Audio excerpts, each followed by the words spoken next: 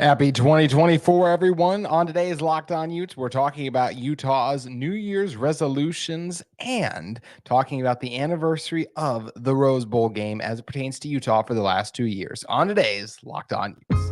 You are Locked On Utes, your daily podcast on the Utah Utes. Part of the Locked On Podcast Network. Your team every day.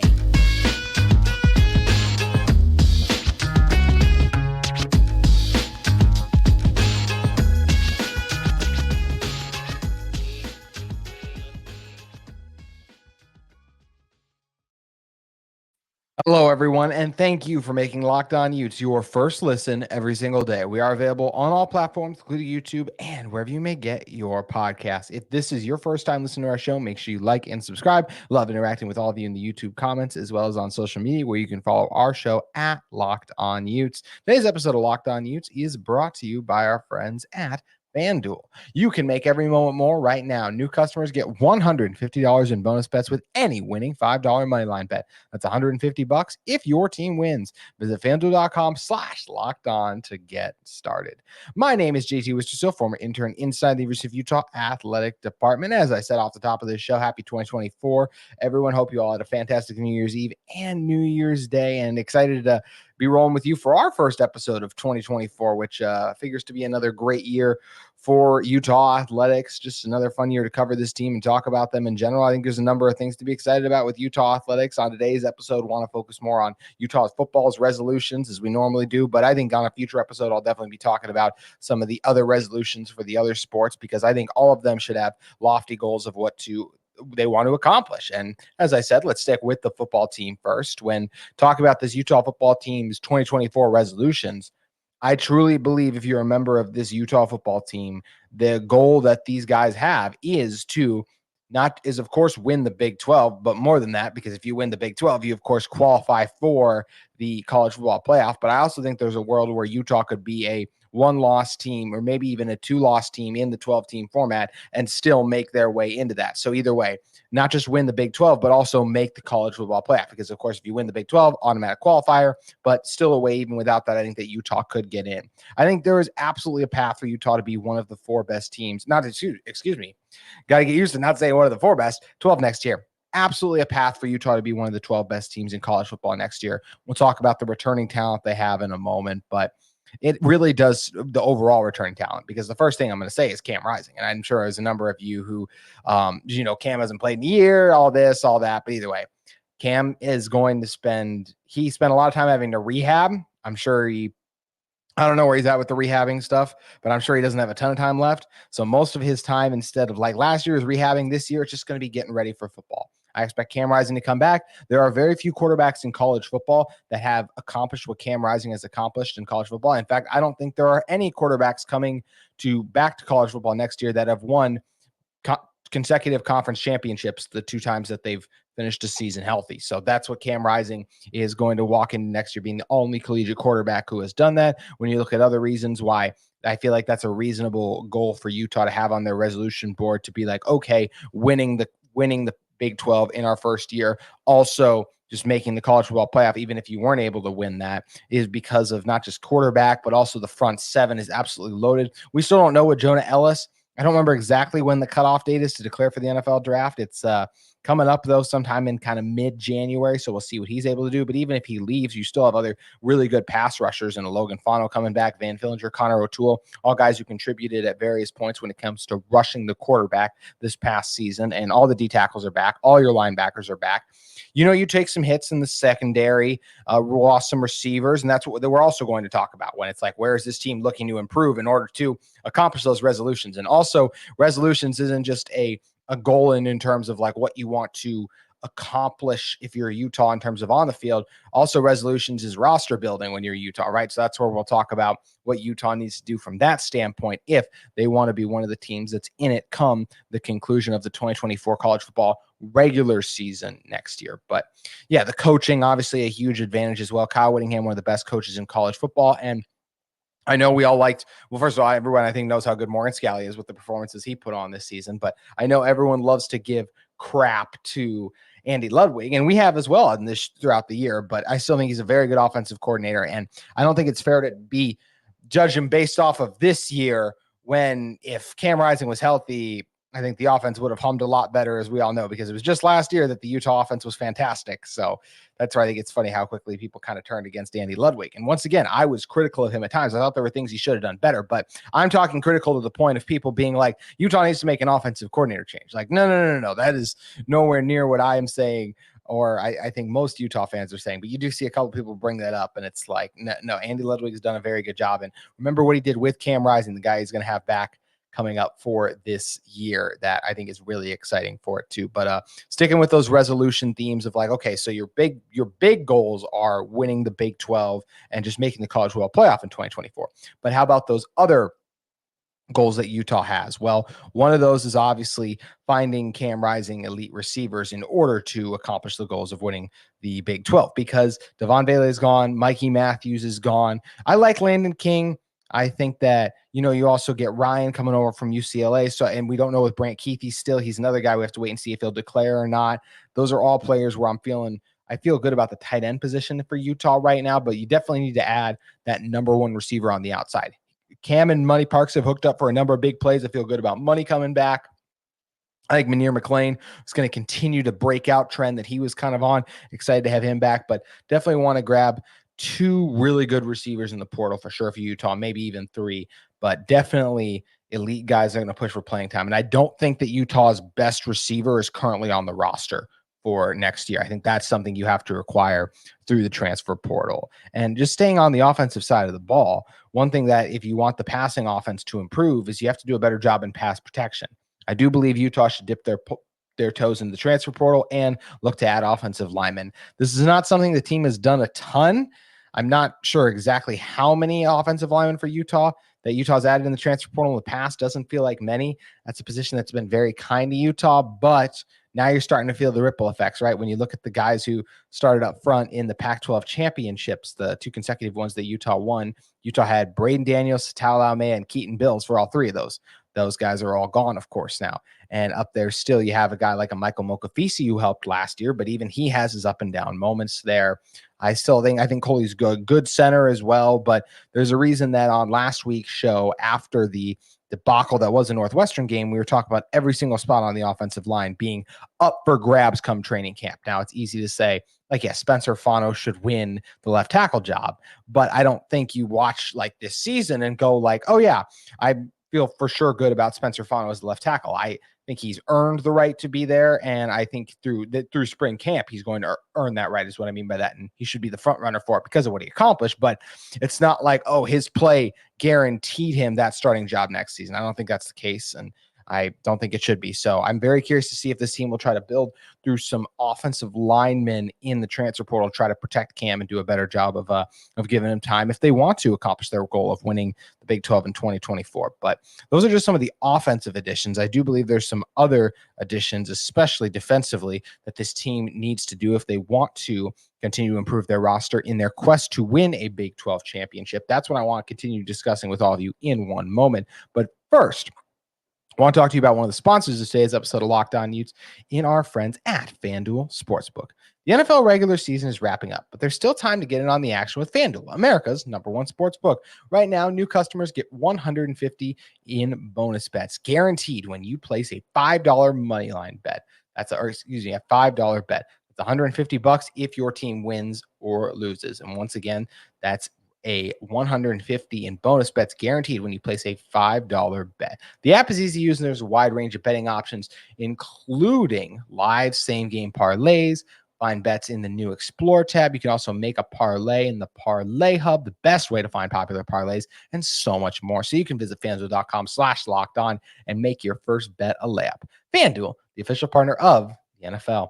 And that's not all it has. There's also college football, of course, on FanDuel, where we have we have Michigan taking on Washington. What crazy great games those were. And we'll talk a little bit about the Rose Bowl featuring Michigan and our final segment of today's episode. But man, I'm really excited to see Washington and Michigan face off. Michigan already favored by 4.5, I believe it is.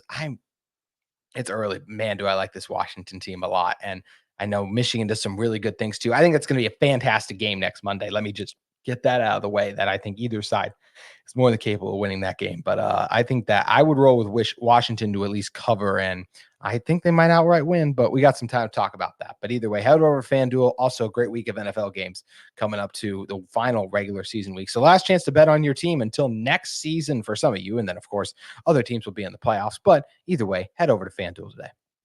All righty, coming back in this one, just continuing to talk. Where's the team looking to improve, like New Year's resolutions wise? I got to believe something else that is on Utah's resolution board as it pertains to their football program is continuing to add talent to the secondary. Utah has lost Sione Vaki, Cole Bishop, JT Broughton, Miles Battle, and other depth pieces back there as well, I believe. But while you have guys like a Jonathan Hall, I liked what we saw from him. I thought Nate Ritchie was looking improved, and I said those guys should be the front runners to start at your safety spots. I thought Teo Johnson still doing some nice things. We know Zamiah Vaughn, what he brings on the outside, and I still think he has room to grow too, right? Gotten beat a couple times against Northwestern and just on the season, but I think has all the tools and the potential to be in a dominant corner in the Pac-12, just like we kind of predicted him to be this year. I thought he was a good corner. I don't think I'd call him a dominant one, and I think next year is the chance to be that as well. And while you like what you saw from Smith Snowden too, once again, I'm like, okay, I'd love to bring in more players to those positions to push those other guys. So I definitely think if you're Utah football, you're looking heavily at how do we upgrade and improve our secondary so that we can find other guys that will not just push the players we have, but are capable if injuries occur, because they always do in college football, coming in and stepping up and making things happen. And that's where I expect Utah to at least add one or two more quality defensive backs, even if they signed a recruiting class that was heavy on the defensive side of the ball. Also signing a recruiting class that had, or excuse me, signing a transfer that comes from the secondary as well. So lots of things if you are a Utah that you're doing already on that path, but want to get those starters once again. And I still think there are guys you can add that could potentially be in that range to push those guys. I don't think it's like you have to find a starter, but find a guy who's capable of pushing those other players and making them better, or could start if needed to. So that's where I think the main thing is defensively. Continuing with Utah's resolution theme, I think one thing they have to just continue to do overall is just continuing to develop the talent on their roster. When you look at, there's a few positions this year, right, that underwhelmed. The main one to me being the offensive line. It was a big question I had coming into the season. And while I thought they were good, Utah never ran the ball as well as they normally do. And I thought more than anything, that was because of the offensive line up front. Also, I guess because I'm talking about offensive line, I'm thinking about the running game. I'm not going to add a running back. That I think maybe some of you might have that on your board for like what Utah needs to do now because they lost Jaquindon. But I look at a running back room that features not just Anthony Woods, who just got from Idaho coming off 1,000-yard season, not just Mekhi Bernard, not just Jalen Glover, but those talented recruits of Dejon Stanley, Mike Mitchell. Like Utah's running back room is fine, in my opinion. And with guys like Stanley and Mitchell, that's where I talked about developing the talent you have in-house. I think there are some players that Utah needs to do a better job of maximizing their skill sets and talents, or bring in players that they're able to do that. I already mentioned the offensive line. There's some wide receivers on this team that when I look at their measurements and the kind of the intangibles and the recruiting level they were, that I'm excited to see what they can do and go out there.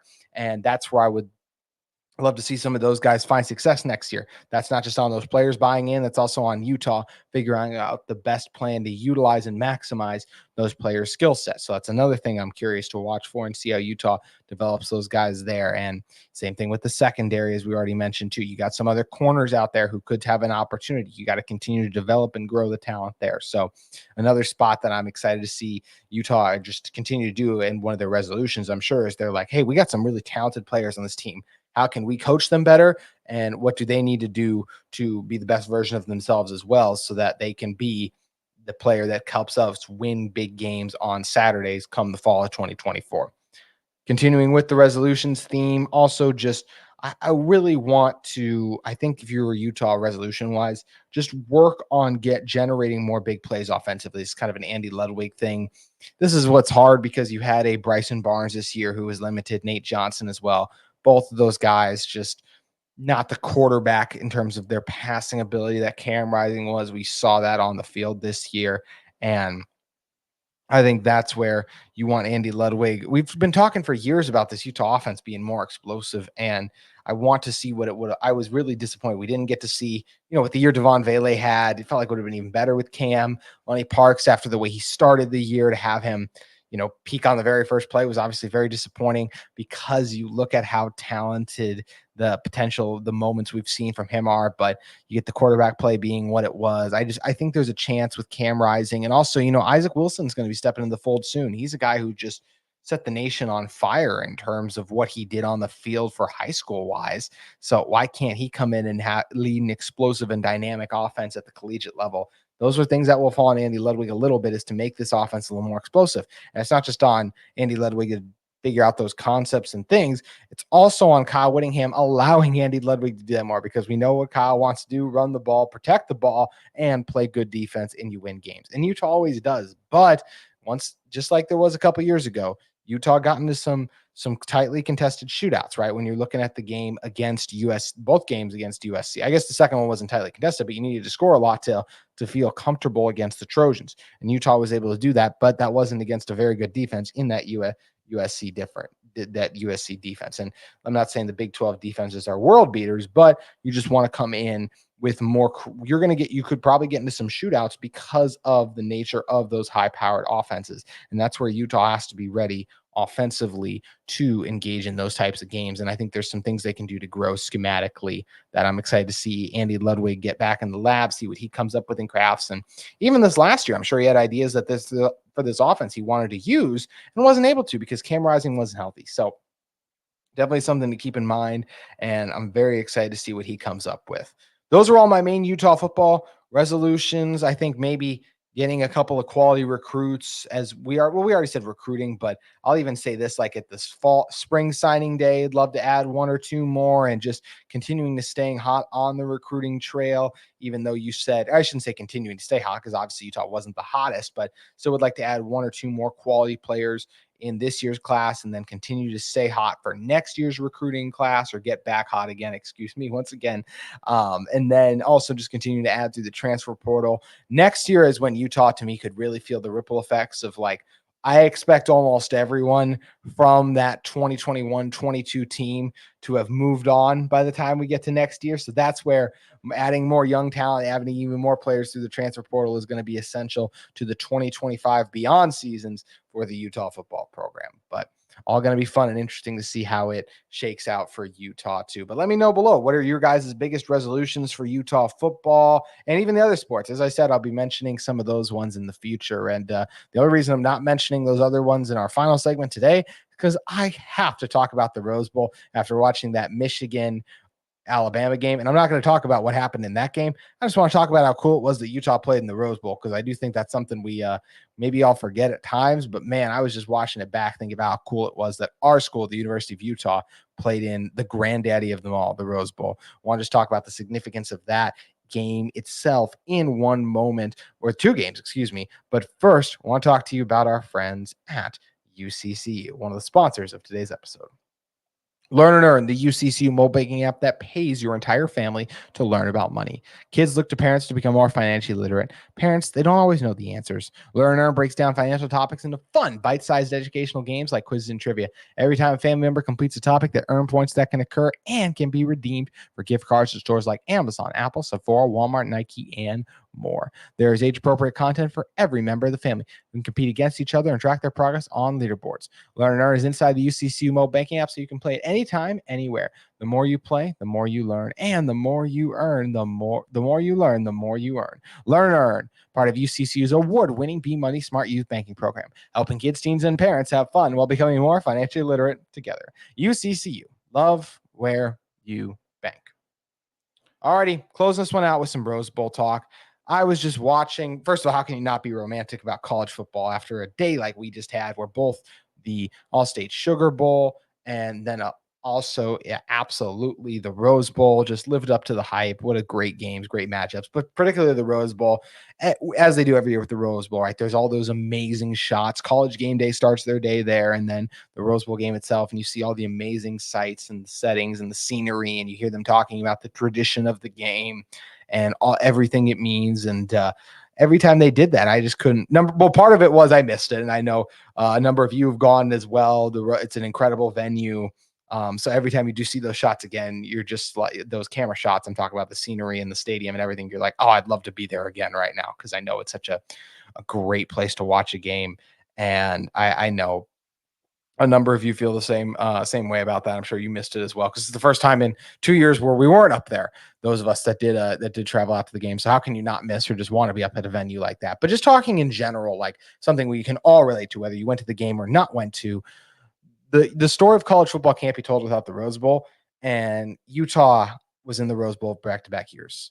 And you just think about the history once again. Like, it's called the Granddaddy of Home. It's the most famous bowl game itself. Yes, obviously everyone would much rather win the national championship game than the Rose Bowl. But man, when you talk about the roses, people putting the roses in their mouth or just around in their ear, like it's such an iconic picture and photo over the years. The parade of roses they do during the day, like the Rose Bowl, is just one of the things that makes bowl season, the parts of it that are still memorable outside of just random Pop-Tart appearances and cheese. It's kind of copying a Pop-Tart's entire flow. But either way, I thought that was kind of funny and random with the Rose Bowl. It's just such a historic thing and venue, and it's just so cool that our school, the University of Utah, was part of that 2 years. Know that Utah did not win, but look back at 2021. What an incredible game Utah versus Ohio State was, where you see CJ Stroud, Jackson Smith and Jigba, Marvin Harrison Jr., all those guys currently or soon to be making plays in the NFL in big fashion, and Utah gave that team everything